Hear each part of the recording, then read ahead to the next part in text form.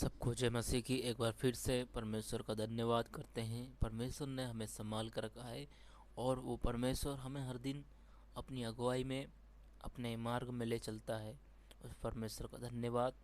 मैं आशा करता हूँ कि आप भी सुरक्षित हैं अपने घरों पर। परमेश्वर ने आपको संभाल कर रखा है। हर परिस्थिति में परमेश्वर हमारे साथ रहता है और उसी की कड़ी में आज परमेश्वर हमें क्या सिखाना चाहता है, परमेश्वर क्या चाहता है, उस वचन की ओर हम देखेंगे। आज के हमारे वचन का विषय है, परमेश्वर चाहता है कि हम उसके पास आए। परमेश्वर चाहता है कि हम उसके पास आए।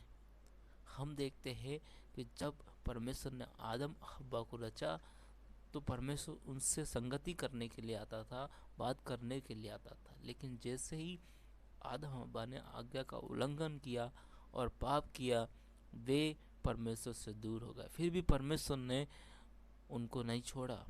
उन उनको बचाने के लिए उसने कई नबियों को, कई दासों को भेजा ताकि वे लोग परमेश्वर की ओर फिर। हम देखते हैं मूसा जब इस्राएलियों की अगुवाई करता है तब परमेश्वर के संग संग चलता है। लेकिन जब हम देखते हैं उनके जीवन में परेशानियां आती है तब वे परमेश्वर से फिर जाते हैं और गलत काम में फिर लग जाते हैं और उनके ऊपर नाना प्रकार की परेशानियां आ जाती। क्यों आ जाती है?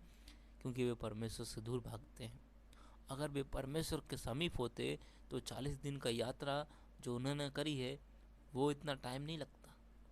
लेकिन वे परमेश्वर को हमेशा कुड़कुड़ाते थे, बुड़बुड़ाते थे, कहते थे कि हम तो मिस्र में अच्छे हैं, हमें वहाँ से क्यों निकाल रहा है। जब नहीं निकाल रहे थे तो पुकार रहे थे, जब निकाला तब भी कुड़कुड़ा रहे हैं। तो ऐसे विश्वासी आज कलीसिया में भी भरे पड़े हैं कि जो बातों से परमेश्वर ने हमें निकाला है उसी बातों की ओर हम पीछे फिर जाते हैं, बार बार जाते हैं। जो पाप से परमेश्वर ने हमें आज़ाद किया है उस पाप को हम फिर करने की कोशिश करते हैं, फिर संसार में जाने की कोशिश करते हैं। जब हमें संसार से परमेश्वर ने निकाल लिया है तो हम फिर क्यों संसार में जाएं, संसार की बातें क्यों करें।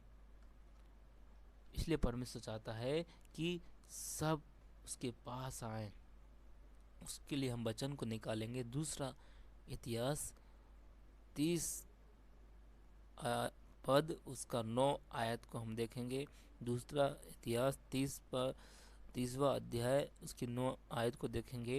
यहाँ पर क्या कहता है परमेश्वर का वचन, और वे इस देश में लौट सकेंगे क्योंकि तुम्हारा परमेश्वर यहोवा अनुग्रहकारी और दयालु है, और यदि तुम उसकी ओर फिरोगे तो वह अपना मुंह ना तुमसे मोड़ेगा। अगर हम परमेश्वर की ओर फिरते हैं तो वह अपना मुंह हमसे नहीं फेरेगा, क्योंकि परमेश्वर चाहता है कि हम उसकी ओर फिरें, परमेश्वर के पास आए, परमेश्वर के समीप आए। हमारे पुराने जो जीवन था, पुरानी बातें थी, गलत चीज़ें थी, वो छोड़कर परमेश्वर के पास आए। और यदि हम परमेश्वर के पास आते हैं तो परमेश्वर का वचन कहता है, भजन संहिता 86 उसका 5 वर्ष में कहता है, क्योंकि हे प्रभु तू भला और क्षमा करने वाला, और जितने तुझे पुकारते हैं उन सबके लिए तू अति करुणामय है। अगर हम हमारे परमेश्वर को पुकारते हैं, परमेश्वर की ओर फिरते हैं, तो वे हमारे पापों को क्षमा करने वाला परमेश्वर है, अनुग्रहकारी है, अति करुणामय है। वो करुणा से भरा हुआ परमेश्वर है, वह दयालु परमेश्वर है। जब हम कुछ गलत करते हैं तब उसको क्रोध आता है, क्योंकि वो नहीं चाहता है कि हम ना सोचें। जब एक संसारिक पिता देखता है कि उसका बेटा गलत राहों पे जा रहा है तो वो उसे पनिश करता है, उसे डांटता है ताकि वो सही रास्ते पे आ जाए। इसका मतलब ये नहीं कि वो उसको मारने के लिए कर रहा है, वो उसके लिए इसलिए कर रहा है ताकि उसका बेटा गलत रास्ते पे ना चला जाए। वैसे ही हमारा परमेश्वर जिसने हमें बनाया है वो चाहता है कि हम उसके रास्तों पे चलें। इसलिए कई बार हमारे जीवन में परेशानी, तकलीफ आती है ताकि हम परमेश्वर की ओर फिरें, उन तकलीफ़ों को परखें कि हमें जीवन में तकलीफ क्यों आई। तकलीफ़ें इसलिए आती हैं, कई बार हम परमेश्वर से दूर भागते हैं। अगर हम परमेश्वर से दूर भागते हैं तो फिर तो पता होगा कि जैसे कि योना नबी जो परमेश्वर से दूर भाग रहा था, समुद्र में तूफान आ गया। क्यों आ गया? क्योंकि परमेश्वर की जो काम परमेश्वर ने बोला था उसको करने से मना कर रहा था। तो परमेश्वर चाहता है कि हम उसके समीप आएं और जो परमेश्वर चाहता है वो हम करें।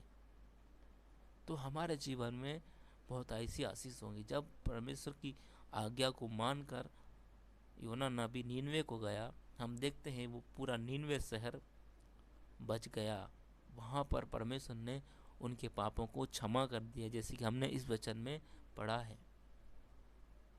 तो अगर वो उसमें नहीं जाता, परमेश्वर की आज्ञा को नहीं मानता, तो वो शहर नहीं बच पाता। लेकिन परमेश्वर ने उसे परेशानी में डाला और वो पछताया और प्रार्थना करी।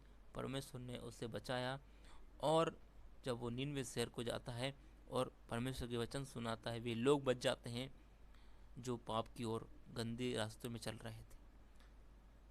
तो परमेश्वर चाहता है कि कोई नाश नहीं हो परंतु अनंत जीवन पाए, क्योंकि परमेश्वर आया इसलिए ताकि किसी पर दंड की आज्ञा न हो परंतु सबको जीवन, अनंत काल का जीवन मिले। इसलिए परमेश्वर का वचन कहता है याकूब 4 उसका 8 में, परमेश्वर के निकट आओ तो वह तुम्हारे निकट आएगा। अगर हम परमेश्वर के समीप जाएंगे तो परमेश्वर हमारे समीप आएगा। अगर हम परमेश्वर से दूर भागेंगे तो परमेश्वर आपके समीप नहीं आएगा, क्योंकि आप परमेश्वर आपसे ज़बरदस्ती नहीं करेगा कि मेरे पास आओ।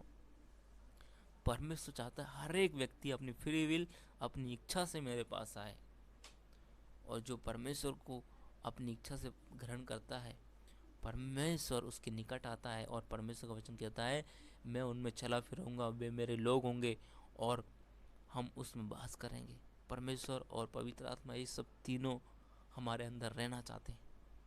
क्या मैं और आप उसके पास आना चाहते हैं, या फिर पुरानी लाइफ में फिर चले जाना चाहते हैं?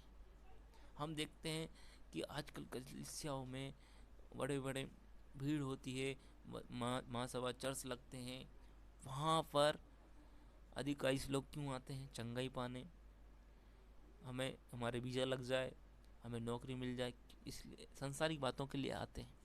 क्या कभी आप परमेश्वर के लिए आते हैं? परमेश्वर से पूछते हैं परमेश्वर आप मुझसे क्या चाहते हैं?